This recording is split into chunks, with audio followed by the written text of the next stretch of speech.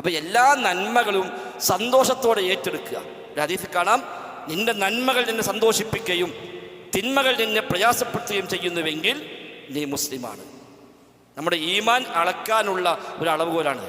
ഒരു നന്മ ചെയ്യാൻ അവസരം കിട്ടി, അതിലൊരു സന്തോഷം, അൽഹംദുലില്ലാ എനിക്കും കൂടാൻ പറ്റല്ലോ, ഞാനൊരുണ്ടായല്ലോ, അത് സന്തോഷം. ഒരു തെറ്റ് സംഭവിച്ചു പോയി, അതൊരു വേദന, ഒരു പ്രയാസം, ഇത് അനുഭവിക്കുന്നുവെങ്കിൽ ഫഅൻത മുസ്ലിം, നീ ഒരു മുസ്ലിമാണ് എന്നാണ്. അപ്പോൾ ആ ഒരു മനസ്സാണ് നമ്മൾ ഉണ്ടാക്കിയെടുക്കേണ്ടത്. എല്ലാ സ്ഥലത്തും പൈസ കൊടുക്കുക എന്നുള്ളതല്ല. അത് ഞാൻ പറഞ്ഞ എല്ലാവർക്കും കഴിയൂല.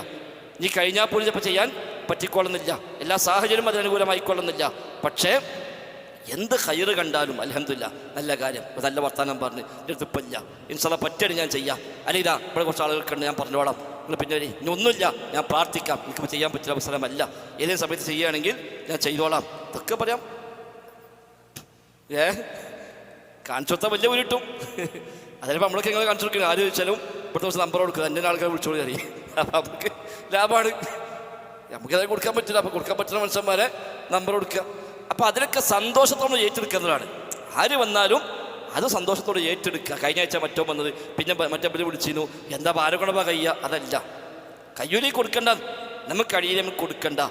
പക്ഷേ ഒരു ഖൈറ് വരുമ്പോൾ ആ ഖൈറ് സന്തോഷത്തോടെ സ്വീകരിക്കാനുള്ള മനസ്സ് എന്ന് പറഞ്ഞാൽ അതൊരു ഈമാൻ്റെ അടയാളമാണ്. എല്ലാ രംഗത്തും എന്ത് പ്രശ്നം വരുമ്പോഴും അതൊക്കെ നമ്മുടെ ഒരു ദൗത്യമായി, നമ്മുടെ ഈമാൻ്റെ ഭാഗമായി നാം അതിനെ കാണുക. അല്ലാഹു തൗഫീഖ് ചെയ്യുമാറാവട്ടെ.